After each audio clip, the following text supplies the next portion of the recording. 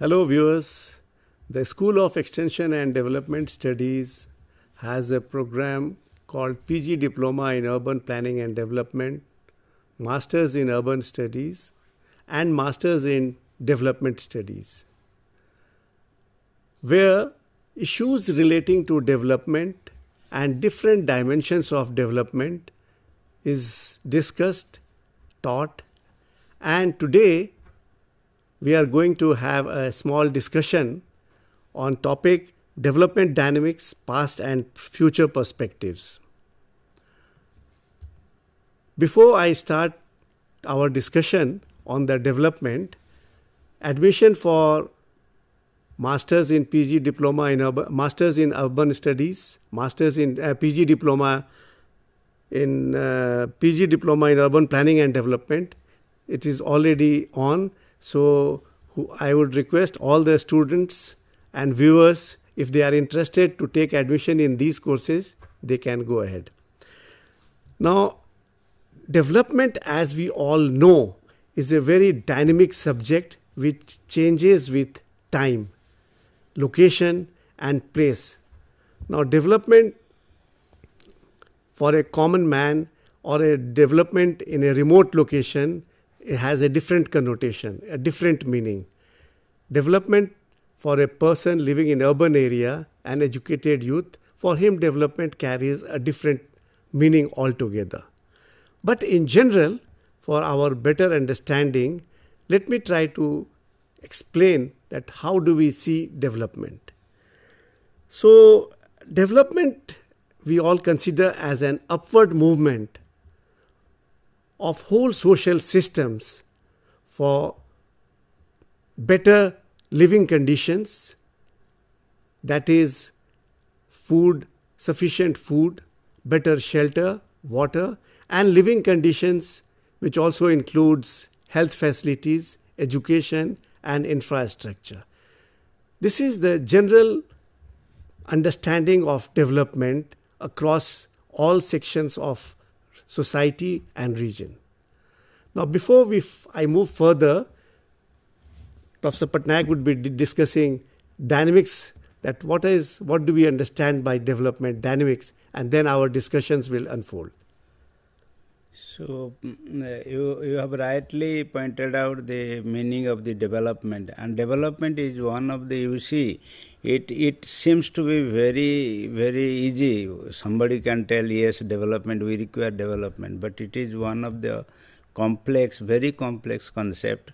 And as you rightly said, that development is understood by different person in different way. That means development is what development mean.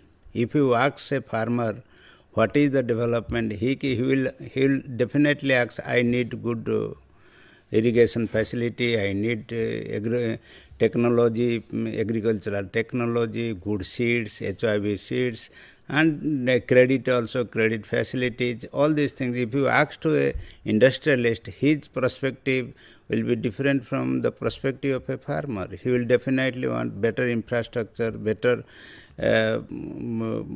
easy of doing businesses, all these kind of things. And if you ask to a student, he will definitely ask for the development means there is IT, educational in terms of better infrastructure facilities, quality of education, quality of teacher. So development is a complex, and dynamics of development differ very different from they have different dynamics, because development, economic development and economic development are two different things.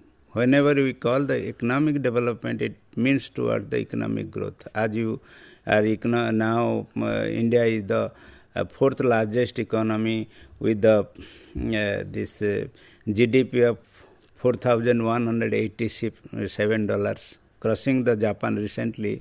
In 2025, we became from the fifth largest economy. In 2025, we have become the fourth largest economy, and targeting in 2027-28 towards the third largest economy. That means it is in terms of GDP.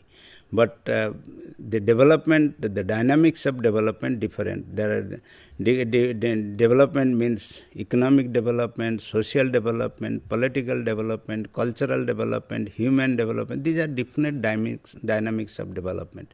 When we talk of economic development, it is measured in terms of GDP, gross domestic product, as usually measured by, as I told you earlier also, that we have the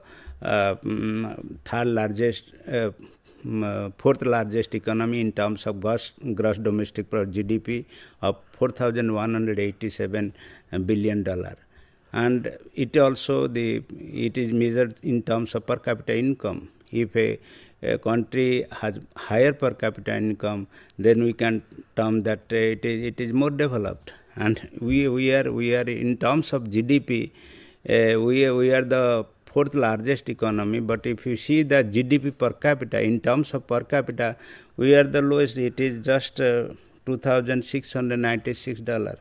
And China, it is 13,000. And even Indonesia, it is 4,000, around 5,000. And if you see the developed country like Finland, it is $51,000. That means how, in terms of per capita, we have achieved higher economic growth rate, but the trick is that growth is not trickled down. It is not coming to the poor. Still, benefit of the growth, we have achieved higher growth rate, but the benefit is not reaching to the poor, and it is not distributed, because there is a still economic inequality.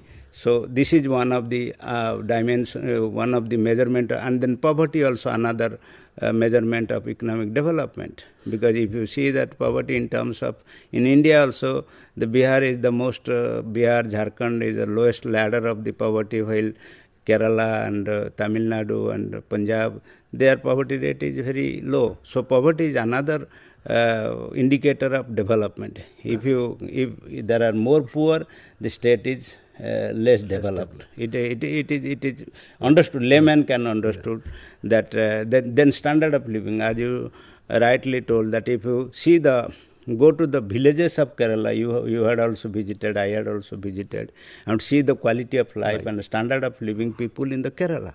Their house, even in the villages, house are very beautiful. That means they are enjoying good standard of living. If you compare the life expectancy of Kerala with that of Bihar, a person, if a child born today in Kerala, he or she will survive up to 75 years, while in Bihar, he or she will survive to 67 years. That means quality of life. Right. The standard of living is much higher in southern state as compared to the eastern state, Bihar, Odisha, Assam, all these states. So this is another indicator. Standard of living and quality of life is also another indicator of economic development. Before we move further, discuss the various dimensions of development as enumerated a little while ago, that economic development, or social development, human development, political development, these are the different dimensions of development. But we have just discussed little bit, we have given little understanding of development. What does development mean? Now, what are the basic issues in development, which matters a lot for developing countries and even for the developed countries? And one of the primary and most important basic issue in development is the population. So before we have a discussion on other indicators, other issues of development, that is poverty, inequality and unemployment, we should try to understand what is the role of population, whether it plays a very positive role or it has a only negative role. So we are going to have a small discussion that what is the role of population, or why population is the very basic issue in development. We all know that, we have heard that what we call demographic dividend. Now, demographic dividend is a factor which contributes to the development, which adds to the GDP of a country. But also, feeding the huge number of population is a basic issue, is a problem for a developing countries. So it will lead to unemployment, poverty, inequality, because these are the negative effect of population. And as you rightly said, the demographic dividend. India has the youngest. We call the young India, because India as 65% of the population in India are below 35 years of age. That means we have greater opportunity and all of, to send the skilled workforce to different part of the world, different countries. We have the opportunity, but as far as skill education, who will go to the other countries? They are the skilled education. People. If you see that Kerala supplies a lot of skill education, particularly in health sector to health and education sector to Gulf and other countries. As compared to the other, if we have skilled population, then our population is a dividend. Right. If we don't have more skilled population, then population is a burden. That is the thing. As you rightly told, that population is a dividend or burden. It depends on the skill level of the population. And only we have 5% of the skilled workforce in India. If you see the South Korea, 95% of their population are skilled. In Germany, it is more than 75%. Right. So our population, although we are thinking that they are the asset, they are the dividend, but if we are not skilling them, if they are unemployment, they will be a headache for the nation. That is the thing. Right. Initially, when our country started, after attaining independence, almost 75 to 80% of entire population was dependent on agriculture, and that was the primary source of income and population was also scattered and settled in the rural areas. But over a period of time, we find that population has started migrating and moving towards urban areas, and the opportunities in urban areas are very diverse, ranging from industries, manufacturing sector, service sector, informal sector, and for that, as rightly said, that skill is a very important component. You rightly taught that population are moving to the urban areas because of this is called the structural transformation. Right. If we skill them, moving from the agriculture sector to industrial sector, from industrial sector to service sector, from agriculture to service sector, these are structural transformation, and it is the indicator of development. If we want to develop the nation, if we wanted to become a developed country by 2047, our focus should be the structural change. Correct. How we change the agriculture sector, how we move towards industrial manufacturing sector, what you rightly pointed out, and manufacturing to the service sector. You see, now women are mostly in the service sector. Earlier they were not there. In urban area, if you will find, they are in the mall, they are in education sector, health sector. They are coming in a big way because we have changed our economy from the agriculture to manufacturing and service sector. So we find that as our society has moved on, developed, society has also moved from agriculture towards service sector. But in doing this, our skilling component, as pointed out earlier, that if we skill more, then we will be able to send our skilled manpower, and we will be getting more remuneration and more dividend will come to the country. But what we find today is that this particular component, that is skill component, is still at a very nascent stage, although there are different places, there are different universities with programs on skill. In fact, IGNOU also has a school, and there are certain programs on skill, and skilling development is a very fast area. But still we find that most of the population, even though they are educated, they still go for general education, that is, they do BSc, BA, Masters, and they are not going for skill. Why? Because there was what I feel, because you will also agree with me. Right. What I feel, after the independence, we laid thrust on the skilled higher education. Right. We had IITs, then NIT, all these things. But we could not give in more importance to the middle level of skill.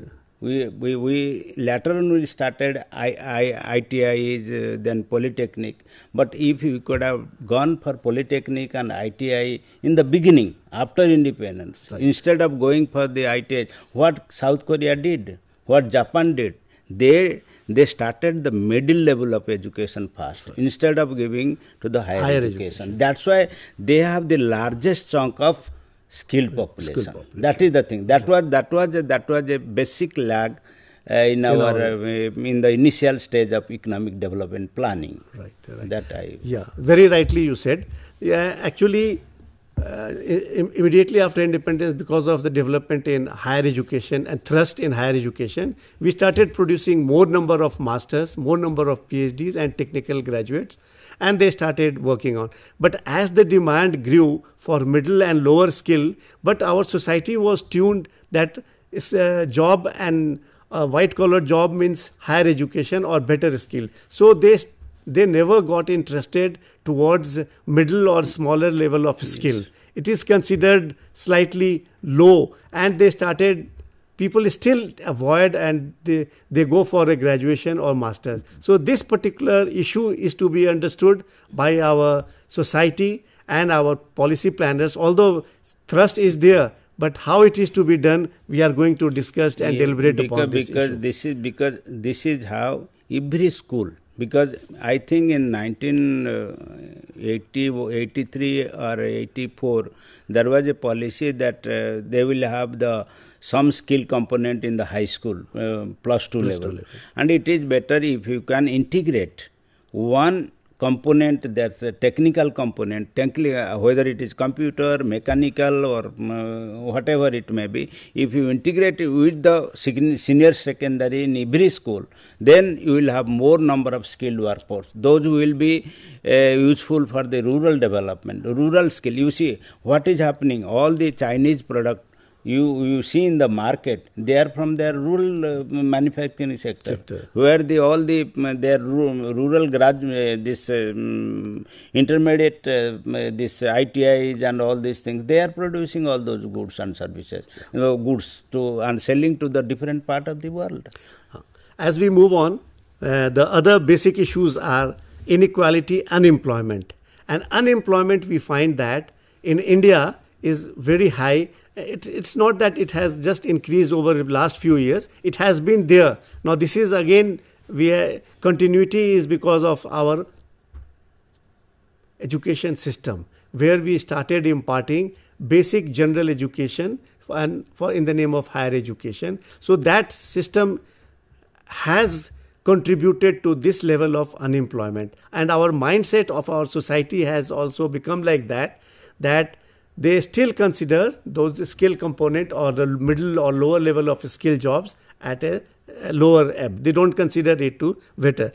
Now, unemployment and inequality, these are the two other basic issues. So I would like that we should also throw some more in light that how we can remove the gap between inequality and unemployment. Because what we see, you have rightly pointed out the critical issue of employment. Let us see about the employment. If you see the unemployment, it is an issue. What is in the past? What in the future? If you see that it is employment. Because what type of employment we are, you see earlier when we passed out, you and myself, at that time there was only government job. We are appearing from the competitive examination. Now there are a lot of privatization has happened, and you see in the general colleges, the companies are going and taking the graduates, they are hiring the graduates, and campus placement is taking place. Right. And business sector is going in a very faster way because of infrastructure facilities. Because if you see so many malls, even small cities have so many malls. We have airports, everything. So the type of employment now the dimension has changed. There are private employment, there are NGOs, there are self-employment, there are employment in different personal employment. So employment is varying day by day, but still unemployment. The employment leading to the vulnerability, because employment in India, 72% of the employment is vulnerable employment. Right. If there is a corona, you see how many people they went to the villages, lost their job.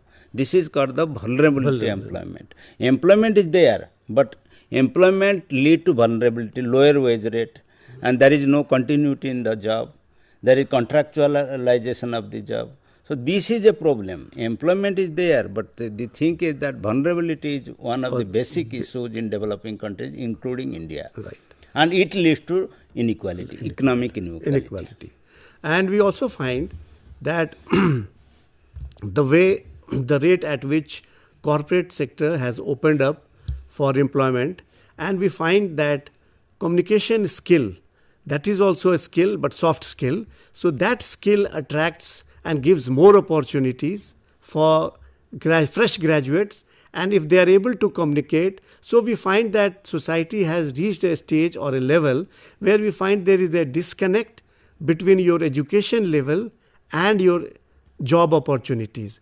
Person with skill is able to take up job in any corporate sector, and they are delivering and doing very well. We have found, and society is replete with such examples. So there is need for our education system for developing the social skill and the soft skill, where communication and exposure, that becomes a very important component of our education system, as we find that our society and our corporate sector, they don't go for the degree, they need the skill. If a person is any graduate, if he is able to provide or deliver a certain job in a better way, so the corporate sector is preferring. So we find that this shift is also attracting youths from different disciplines to go for corporate sector. Earlier, the level or interest towards corporate sector was less, but now due to paucity of opportunities in public sector, like government sector, that thrust is also, the shift is also apparent. Because of the globalization. Yes, because of the globalization. After 1991, even we felt that there should be global privatization, disinvestment. If a public sector is doing very badly, then they are disinvested. Then there are also more private sector, global foreign direct investment. You see, now the private sector jobs, people are getting a lot of salary earlier. But after Corona, the situation become worse. But before Corona, they were getting a lot of wage salary because of foreign direct investment, FDI. Yeah. And if you see that beside the foreign direct investment, there are also remittances. If you see that Kerala is called the money order economy, because people send the remittances, and all the service sector is flourishing through the remittances. So there are different type of, you see after 1991, particularly 2000, with the globalization, the pattern of employment, as you rightly said, we have near about 1,000, more than 1,000 startups. They are doing very well. So it is the young graduate, they are not searching for the job. They are now the job creators. So there are different, these are the dimensions of development. These are dynamics of development. Past it was not there. In present and future it will continue. If you grow with this, then we will be a developed nation. Why all those developed countries become developed? Because through the active participation of private and corporate sector in the process of development. That is the main. Now another issues, see, most of the issues, that is sectoral issues in development and social issues in development, is all overlapping. We find that education is there in social issues, and education is also there in sectoral issues. So next important social issue is the health.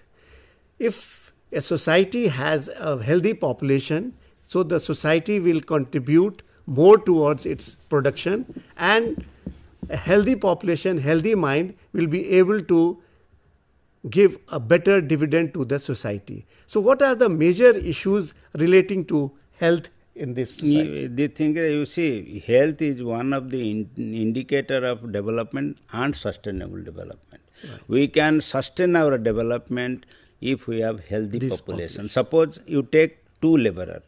One is suffering from some kind of cancer or another is healthy.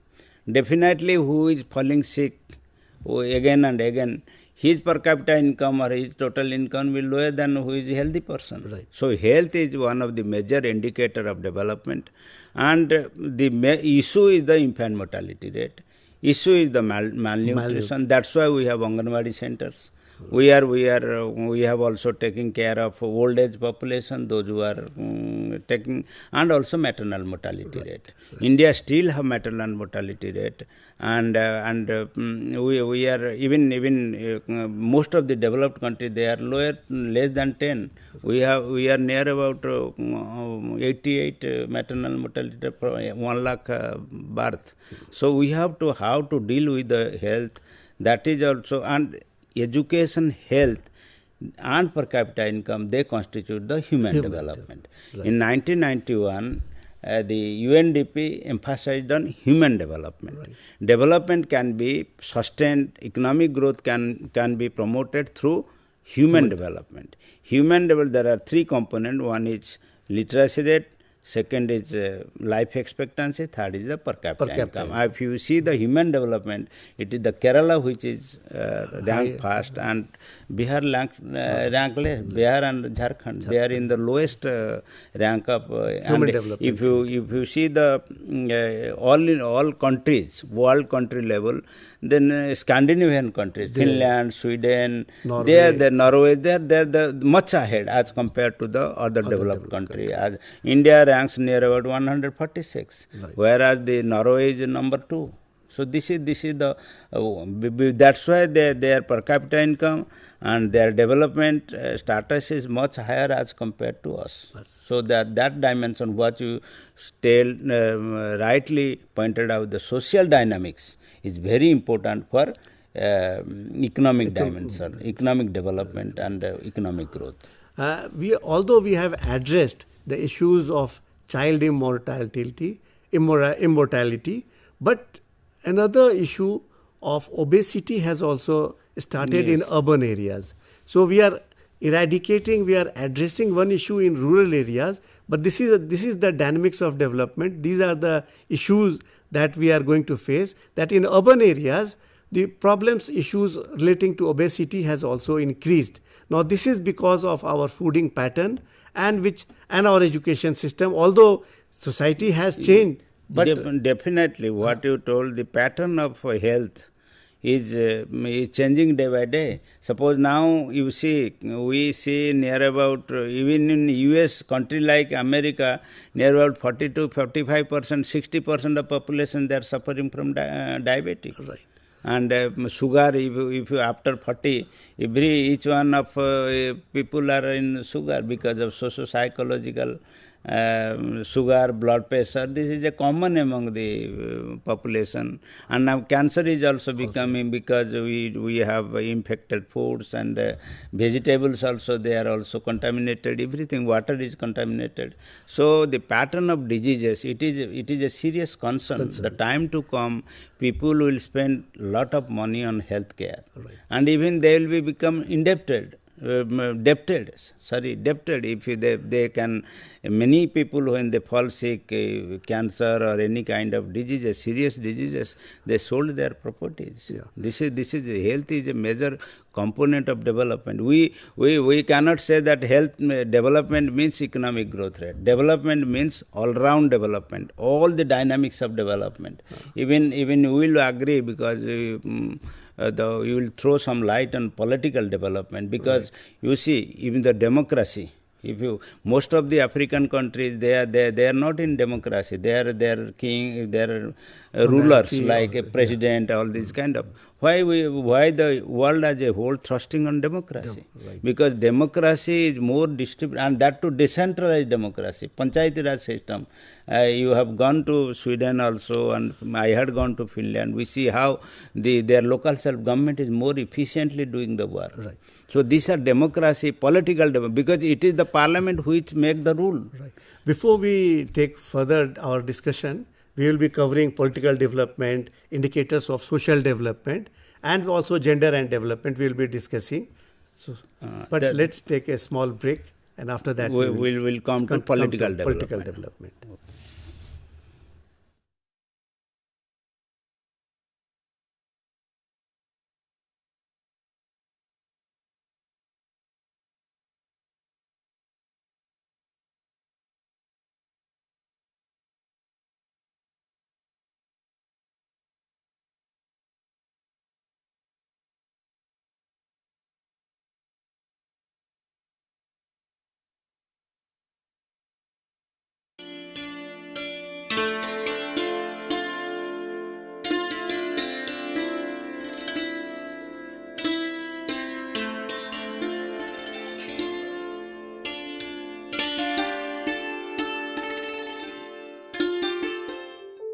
Do you wish to be part of a television studio like this, or any other media system, or already part of any media system, want to enhance a new set of skills? Welcome to School of Journalism and New Media Studies. Here in the School of Journalism and New Media Studies, we are offering program for all set of people to learn and enhance their media skills. The vision of School of Journalism and New Media Studies is to generate a new set of professionals in the area of media and communication studies with understanding about role of media in the national development and global understanding. We offer innovative programs in the field of journalism and mass communication that sets the benchmark of high quality learning and teaching process at the national level. We offer these programs across the country with the help of our regional network as well as study center. Same manner, many of our programs are offered through online mode with a sophisticated learning management system. SOEDS offers programs from PhD in journalism and mass communication till certificate level. We have masters in journalism and mass communication. The eligibility is bachelor's degree, and we are introducing this program in 3 languages: Hindi, Tamil and English. Students from national and international students can join either through online mode as well as in a distance mode. We have 4 postgraduate diploma programs, specialized areas in the field of development communication, digital media, electronic media, and journalism and mass communication program. And all these 4 programs are available in distance mode. 2 programs are available in online mode, development communication and digital media. And we have specialized certificate program in community radio. IGNOU employs various media and communication tools for better teaching and learning process. School of Journalism and New Media Studies utilizes this media system for delivering all our programs. Come and join with us for exploring a new career and enhance your media skills.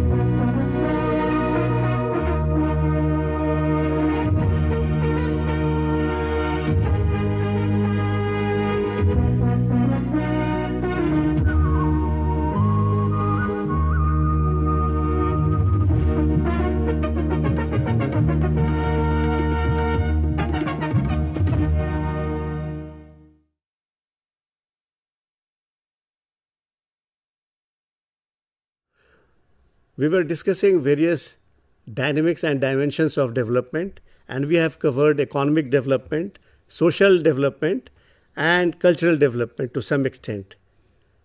Political development is a very important component, and it plays a very important role in participating people into development activities, in the decision making of development activities, where when people participate, the actual problems are addressed by the development agencies and the development process, and they become the custodian of the infrastructure for the development. Now, let's try to understand what are the indicators of political development. As discussed earlier, that democracy is one of the very important component of political development, indicator of political development. Why? Because in democracy, we all know that people elect their own political leaders and they form the government. So that means the aspiration and aspersions of people is reflected in electing a government and accordingly the policies they want to pursue. Now, other indicators of political development are political rights, which is very much developed in our country, where there is a voting right for the people, and it is also adult franchise. All across the world, they have given adult franchise very lately. Initially, this democracy or this particular system of governance, when it started in United Kingdom, England at that time, so Robert Walpole was the first prime minister, and at that time voting right was granted only to educated barristers and lawyers and doctors and white collared people. Other people, they got voting rights very lately, and in particular women, they got voting rights very late in most of the developed countries.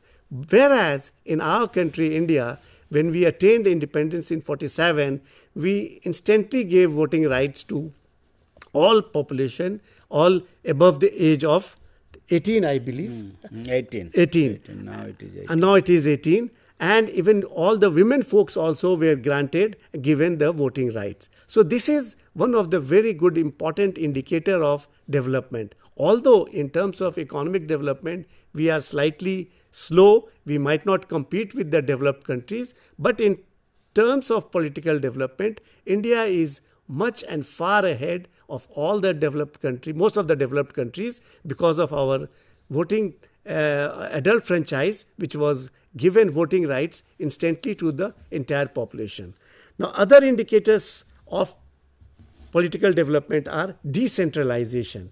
Now, decentralization is very important component, because through decentralization, the actual problem in the field is addressed, because when the decision for development is taken at a lower place, say panchayat, as we were discussing earlier, that we have 3 tier of governance, and the federal government, the state government, and the panchayat in rural areas, and the councils in the urban areas. Now, when this decentralized system of governance is very apt and very satisfying for the people, because their immediate requirement and demand is addressed, because the policies, the development plans are formed at the lowest level where people have the actual problems. So I will be... Yes, you rightly pointed out, beside that also political governance. Yeah. Because political parties or political elected leaders should govern themselves. Yeah. They should follow the rule of law, transparent and accountability, and also responsiveness. Because their responsiveness to the people, to their constituencies, more they become politically governed, more will be the development in those areas. Their own areas. Right. Besides that also, another feature of political development, cooperative federalism. Because we have a federal structure, state also equally powered, and therefore cooperation between the center and state is very critical for development. If state and center do not coherently move forward as far as development is concerned, then there will be a lot of problems, because therefore there is a need for cooperative federalism. More you respect the cooperative federalism, the more there will be the political governance and political development. Another is a political pluralism. As you rightly pointed out that we have a political development is more we have you see there are several parties. We have so many parties, political parties. And if you see Great Britain and the US, they have only few parties. But we have even a individual person can constitute a political platform. So that is called the political pluralism, and political pluralism is one of the indicators of political development. That is also one of the feature of political development. And another is the political inequality. You see, now we have given reservation, 33% of reservation to the women, and earlier it was for SC, ST, and OBC. This mainly directed towards political to wipe out political discrimination and political inequality. So these are the features. More you strengthen these features of political development, that means you will be very politically one of the very politically powerful, because all the decisions are taken by the legislature and the parliament or legislature, and executive, they just carry forward whatever the decision has been taken by the political system. So political system is very, they also govern the economic system, economic policy or anything prepared by the parliament. Therefore, parliament is supreme, and political development is very critical to the economic development of the nation. That is very important. In fact, the kind of diversity which is there in our country, we have geographical diversity where states and societies, they reside in the different mountainous condition, arid region, desert region, in the coastal region, in the hills areas of northeastern. So this diversity, natural diversity, has given birth to cultural diversity, food, dressing habit, and accordingly the value system, which is reflected in the political development, where political parties of different small communities, they are also reflected, and their values are also reflected, and their aspiration and aspersion for political governance or deciding the policies for development is also affected, and it is also seen very clearly. So we find that in India, our political development has played a very positive role, and more rightly also because of the diversity, plural cultural and plural geographical diversity which was there. Yes, what you rightly pointed out, the cultural diversity or cultural pluralism. You see, India is famous. We have 12 seasons. If you go to the Europe and other countries, you will find the only summer and winter. But here you will find all seasons are there, all religions. There are different languages, there are different dress code, there are different food habits. So culturally India is a very rich country. Right. So cultural development also influences economic development. You see, if you will agree with me, how many people are employed in South India dosa? You see, it is famous everywhere. Right. If you go to the Europe, you will find this Punjabi food, this dhabas are there. Because we are famous for our dance. You see, even Bhangra and all those dances are very popular in many of the countries. Right. That means, and how many people are employed there? If you see this religion, if you see whether it is Puri or it is your Amritsar or Haridwar or any place, you will find how many, that city is entirely creating employment. Right. That is themselves an economy. That is themselves a religious economy or cultural economy. So cultural sector, you see dance, drama, IT, these are sports, these are also have a very important in economic development. They are contributing to economic development of the nation. So creative economy or cultural economy is also another important dimensions of economic development and growth. Yes. In fact, the sensibilities of the mind, which gets satisfied by seeing a classical dance or listening to a particular kind of music, which is there prevalent in our country. We have variety of classical dance form, variety of cultural activities, folk dance, folk musics, and people get involved, and they as rightly you said, that people are making career out of it, but also they provide satisfaction and happiness to our society, where people in the evening, they go and see a cultural program or a dance. And we also find it is well reflected in the Hindi movies. And our Hindi movie is a reflection of our cultural diversity and our cultural sensibilities. We also find that this refinement of culture is reflected and it's well known across the world in different forms, in different ways. We find that our literature, our dance, our folklore, our religious books, they all cover different aspects of our culture, of stories from different regions, and people are attracted, and they also carry a lot of message for the society, for development. Because you see there are cultural dialogues also. Yeah.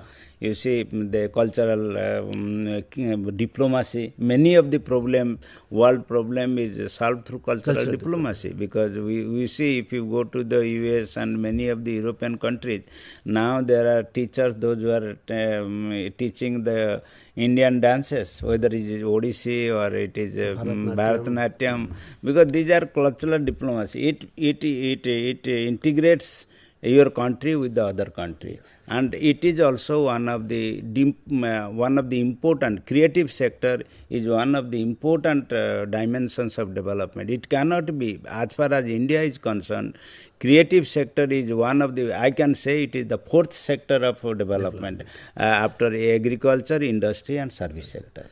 Yeah. Now let's move further. Another important emerging issues in development is the energy and natural resource management. We find that earlier the coal was the only one very important source of energy. The electricity which was generated from coal was distributed. In fact, our locomotive train were also plying with the help of coal. But we find that because of the paucity and limitation of the coal as a source of energy, India has also moved on to non-conventional source of energy. We have moved on to tap, solar energy, wind energy, water energy, hydropower electricity is being generated. So India is a very rich in terms of natural resource and energy, different forms of energy. But we find that our technology in certain sector is yet to achieve the level of excellence which has been achieved by developed countries, but not very late. But yes, we have to do a lot as far as solar and wind energy is concerned. Because what I am sharing one of the experiences, because I was moving from one of the city from Spain towards their villages, and I find a big fans are there in the agriculture field. Right. So I asked that person, what is that fan? All those very many fans are there, because they are saying that our agriculture sector is totally supported by or totally depend on the wind energy. Right. So we have to explore, because our solar energy and wind energy need to be more exploited, so that our dependency on the conventional sources of energy will be lower. As you rightly pointed out, we have for the so many, I think 2-3 years, we have kept the oil prices, particularly the crude oil, the petroleum, the constant. Why? Because of ethanol. Yeah. Because you have to explore 20% of mixing of ethanol with the petrol. Fuel, yeah. So like that we have to be more innovative. Innovation and research is one of the important, if a country is not doing research, if a country is not doing any innovation, they can be stagnant, they cannot move forward as far as economic development and growth is concerned. Yeah. In fact, tapping of water resources traditionally was very developed in the hilly areas of the Indians, where water was used, water cannons were used for what we call hydroelectricity. Not hydroelectricity. They were used, and water mill was used for irrigation purpose and also for grinding wheat. it was used traditionally. It is still used in some of the remote locations in the mountainous area. It's called gharat in Uttarakhand. But over a period of time, with the distribution of electricity, people discarded, and this particular technology could not be developed, where if some more addition would have been done, it was a very good source of use of non-conventional energy. Traditionally, it evolved in very remote areas, but it did not got developed.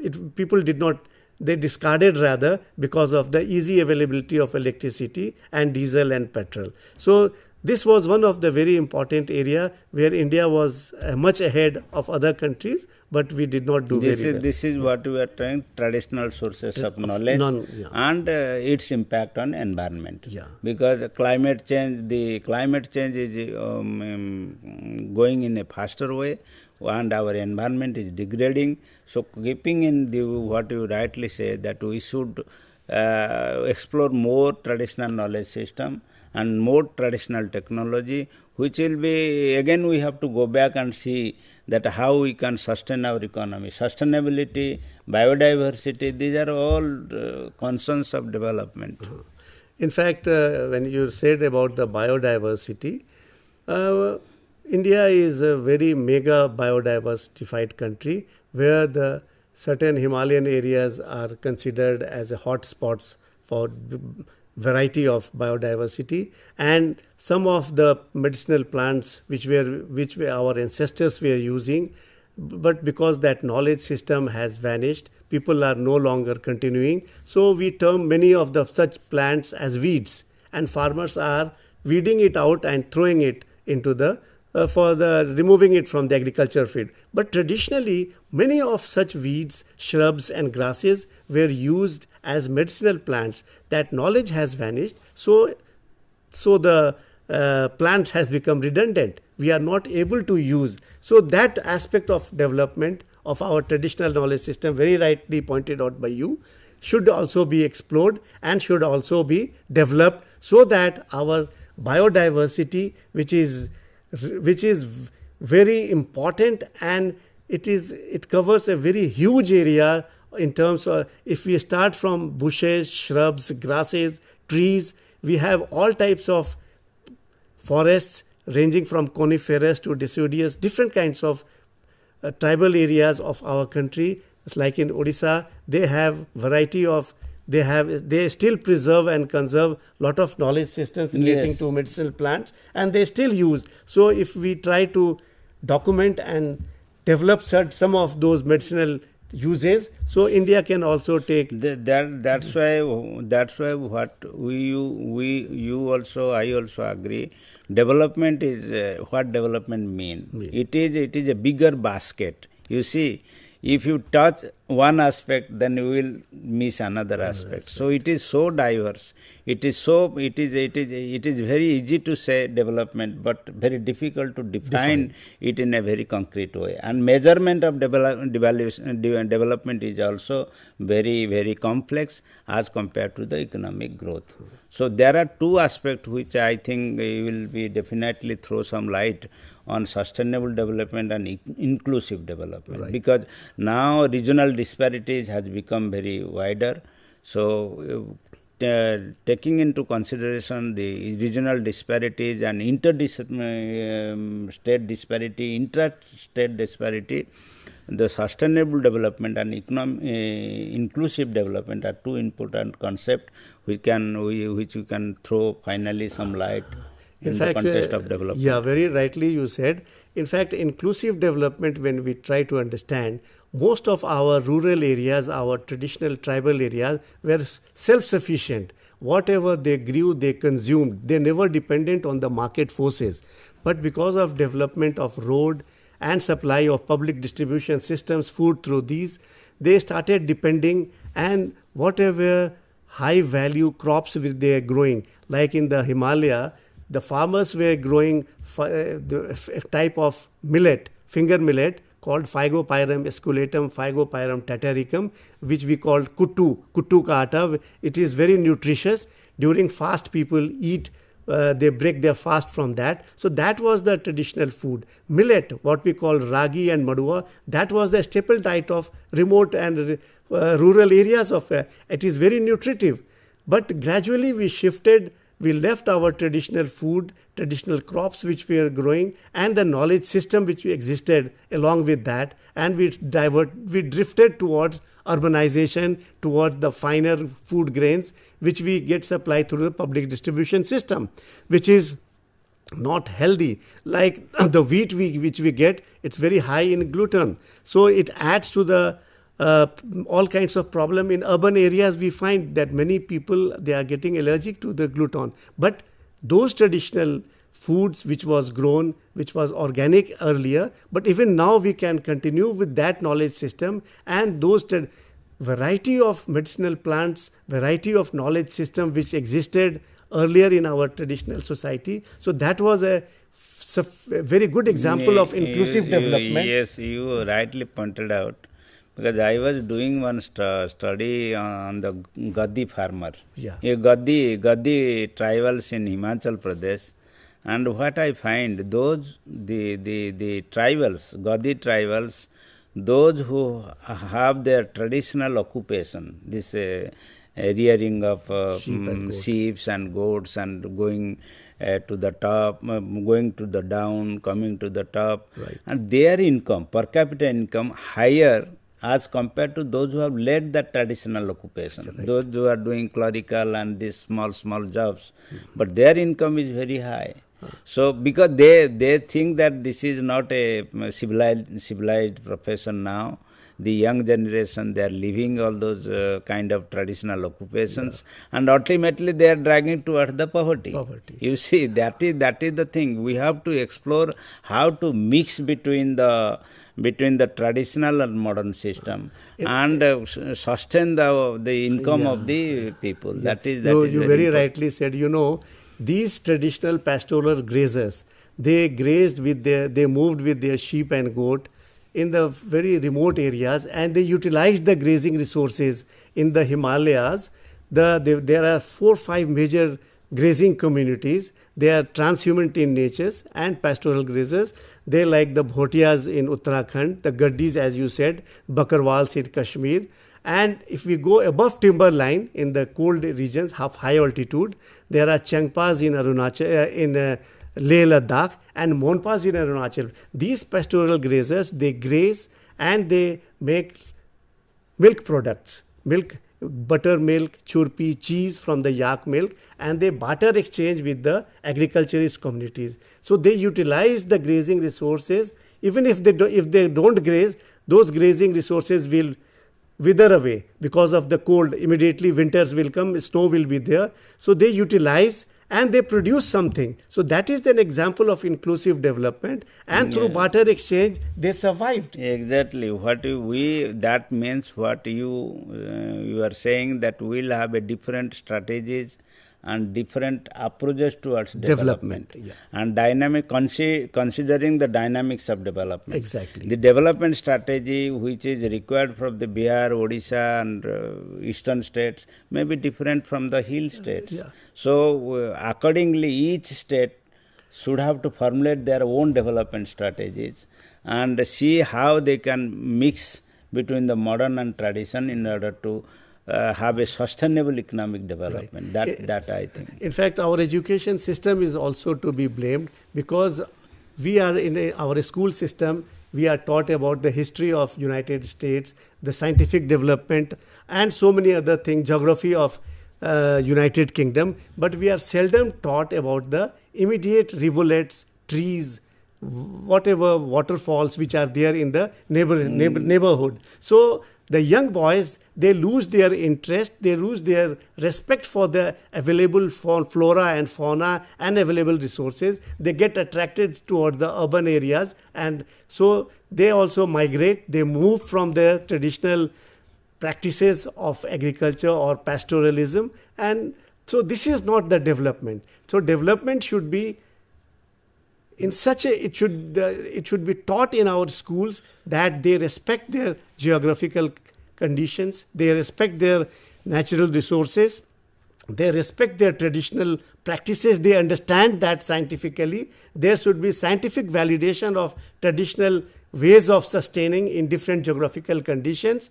And once they do that, then they can develop, they can do validation and add value to those traditional practices. So that will be more inclusive in development rather than imposed development from the top to bottom approach. What we say that in the end, we require economic development, political development, social development, creative and cultural development, along with the sustainable and inclusive development.